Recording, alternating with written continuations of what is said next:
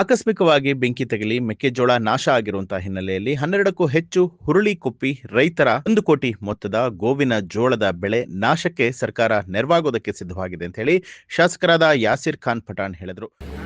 ಹುರುಳಿಕೊಪ್ಪಿ ಗ್ರಾಮದಲ್ಲಿ ಶನಿವಾರ ಆಕಸ್ಮಿಕ ಬೆಂಕಿ ತಾಗಿ ಸುಮಾರು 1 ಕೋಟಿ ರೂಪಾಯಿಗಿಂತ ಹೆಚ್ಚು ಗೋವಿನ ಜೋಳ ರೈತರದ್ದು ಹಾಳಾಗೈತೆ ಅಂತ ಹೇಳಿ ಅವತ್ತು ಶನಿವಾರ ನಾನು ಮಾನ್ಯ ಮುಖ್ಯಮಂತ್ರಿಗಳ ಕಾರ್ಯಕ್ರಮ ಬೆಳಗಾಂದಲ್ಲಿ ಇದ್ದೆ.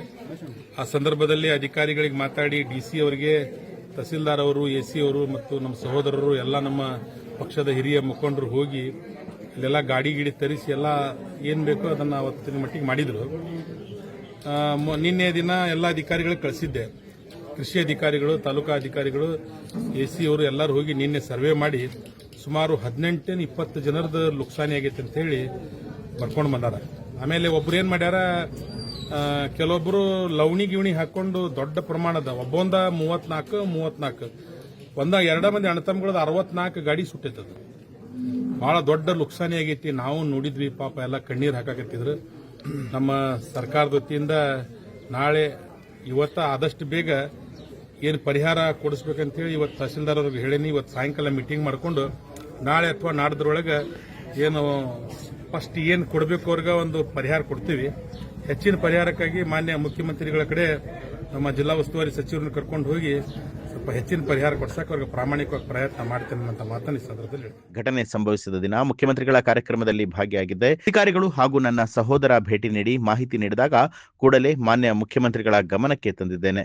ಸಂಬಂಧಿಸಿದ ಇಲಾಖೆ ದಾಖಲೆಗಳನ್ನು ಪರಿಶೀಲನೆ ಮಾಡಿ ಶೀಘ್ರದಲ್ಲೇ ಪರಿಹಾರ ಒದಗಿಸುವುದಾಗಿ ಅವರು ತಿಳಿಸಿದ್ದಾರೆ.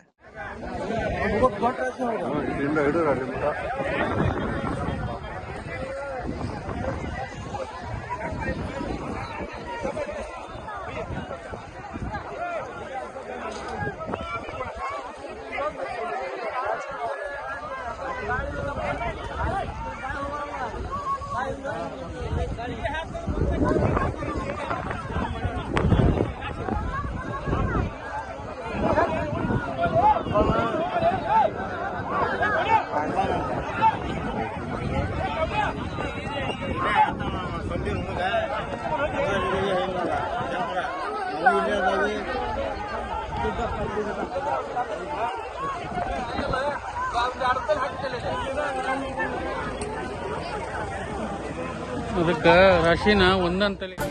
ನ್ಯೂಸ್ ಅಲರ್ಟ್ ನಿಮ್ಮಿಂದ ನಿಮಗಾಗಿ.